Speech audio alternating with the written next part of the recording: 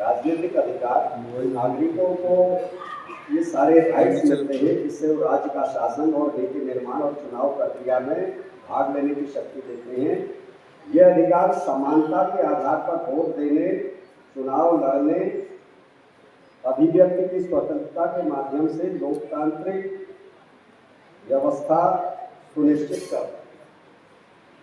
अब जो इस समय जो सत्ता चल रही है, ये संघर्ष क्या है सब लोगों को मालूम है कि एक तरफ ब्राह्मणवाद है, दूसरी तरफ हमारा जो मूल निवासी चेतना, जो मानवतावाद का ये आंदोलन है। ब्राह्मणवाद हजारों साल से कब्जा किए हुए ये सभी को मालूम है, लेकिन वो शासन सत्ता का महत्व समझते हैं और शासन सत्ता किस तरीके से उनके हाथ में बने रह सकती है, इसके लिए उनके जो संस्थान है वो नए नए फॉर्मूले और उनका दिन रात रणनीति बनते रहती है, कार्यक्रम बनता है, योजना बनती है, जो उनका आप कह सकते हैं साम दाम दंड भेद, तमाम जो रणनीति, उसी का एक जो प्रक्रिया का जो उनका ये राजनीतिक ताकत को बनाए रखने का जो उनका एक तरीका है, इसीलिए वो SIR भी लाए। SIR कोई विशेष चीज नहीं थी। अपने आप देखते हैं कि हर 5 साल में जब भी चुनाव सामने आते हैं, जो हमारे वहाँ पर BLO होते हैं संबंधित, तो अपने आप नामों को छांटना, पुराने नाम हटा देना, नए नाम जोड़ना, ये कोई नई चीज नहीं। लेकिन जो हमारा जो ये मूल निवासी आंदोलन बढ़ रहा है पिछले ये 78 से जब ये शुरू हुआ, 78 तक तो सब कुछ उनके कब्जे में चल ही रहा था, लेकिन 78 से जो सामाजिक चेतना विधिवत चली, फिर उन्होंने इस चेतना को भी नेस्तनाबूद कर दिया, लेकिन फिर से हमारे जो बुद्धिजीवियों ने, चिंतकों ने, विचारकों ने उस चेतना को फिर से बना के ये खड़ा किया। अब उनके पास बड़ा अस्तित्व का संकट आ गया। अगर ये कहीं मूल निवासी आइडियोलॉजी वास्तव में जन जन तक चली गई तो हमारा क्या होगा, और अगर सत्ता हमारे हाथ से चली गई तो हम क्या करेंगे। कुछ लोग उनमें भी जो दूरदर्शी, उन्होंने अपना इंतजाम भी कर लिया है। उन लोगों ने पहले ही विदेशों में अपनी व्यवस्था बना ली है और बड़े वो बनाने में भी लगे हैं, लेकिन फिर भी वो विदेशों में अपनी व्यवस्था बना रहे हैं, लेकिन उसके बावजूद भी वो यहाँ आपका राजपाट ऐसे छोड़ के जाने वाले नहीं। तो वो इतनी खूबसूरत जगह को, इतना बढ़िया एरिया को, इतना प्राकृतिक संपदा वाले भूभाग को क्यों छोड़ के चले जाएंगे। तो यहाँ पर अगर वो काबिज रह सकते हैं तो सिर्फ सत्ता के माध्यम से रह सकते हैं, और सत्ता जिस दिन गई तो उनका सब कुछ सत्यानाश हो जाएगा। इसलिए इस SIR भी उसी का एक हिस्सा है। उनके पास वोट नहीं है, हम खुद बता रहे हैं 85-15 का फॉर्मूला बता रहे हैं, 90-10 का अब फॉर्मूला आ रहा है।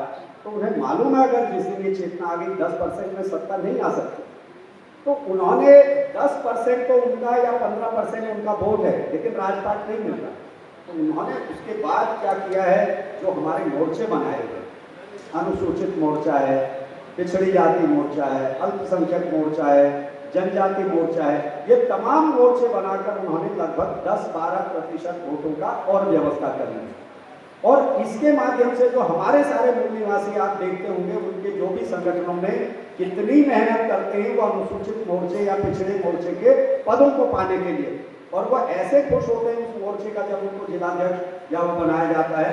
तो उसके बाद आप देखेंगे जब वो जिलाध्यक्ष या ब्लॉक अध्यक्ष कुछ भी बनते हैं, वो अपने समाज के सारे रिश्ते नातेदारों को जोड़ते हैं, अपने परिवार कम से कम उतना वोट जुटा लेते हैं। तो वो 10% का जुगाड़ उन्होंने ये 15 में 10 कर दिया, 25 बन गया।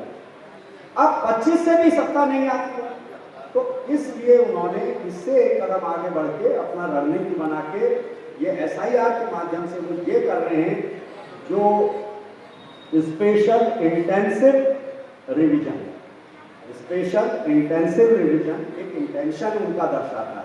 वो इंटेंशन यही है कि 5% लगभग 5% वोट जो मूल निवासियों का कम कर देना हर बूथ से, और अपना फर्जी लगभग 5 से 10% बढ़ा देना, ये उनकी योजना है। उसके माध्यम से वो आप देखेंगे, आप जब हर बार चुनाव जब हो रहे हैं तो हमें सोशल मीडिया के माध्यम से दिख रहा है कि एक परिवार के 100 वोट आ जा रहे हैं, एक परिवार में 50 नाम आ जा रहे हैं।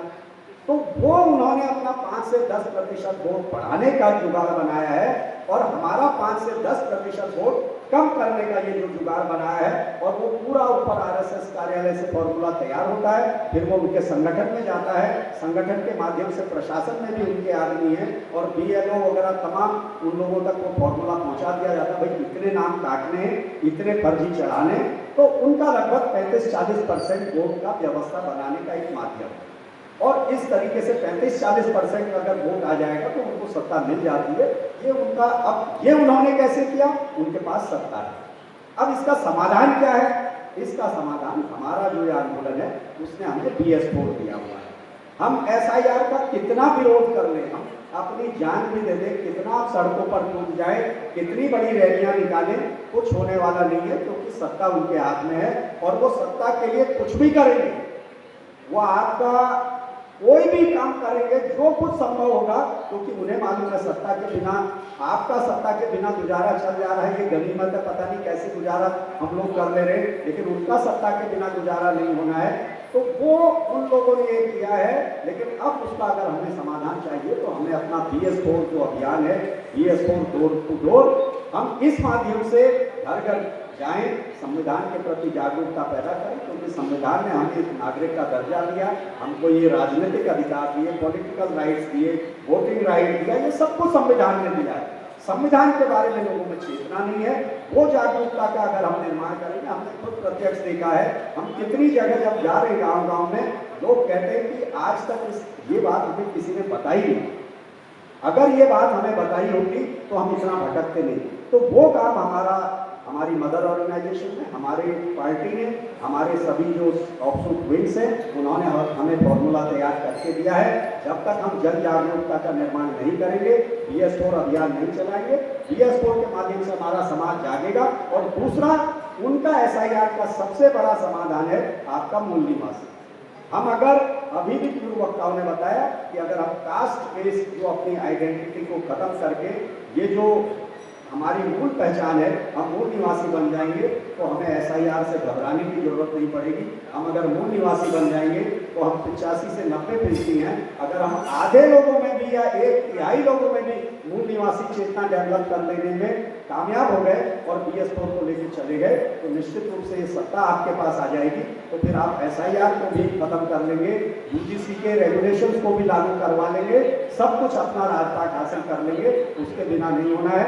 तो मैं और ज़्यादा समय न लेते हुए आप सभी का धन्यवाद करता हूं कि हमें परेशानियों से घबराने की जरूरत नहीं है, बल्कि हमारा जो आंदोलन है बहुत सोच समझ के, मैं अभी सुबह भी अपने साथियों से कह रहा था कि हमारी मदर ऑर्गेनाइजेशन के लोग जब रात में बैठते हैं तो पूरी कई बार रात गुजर जाती है, रात के 2-2, 3-3, 4-4 बजे तक फॉर्मूले तैयार करते हैं। वो फॉर्मूले क्यों तैयार किए जाते हैं?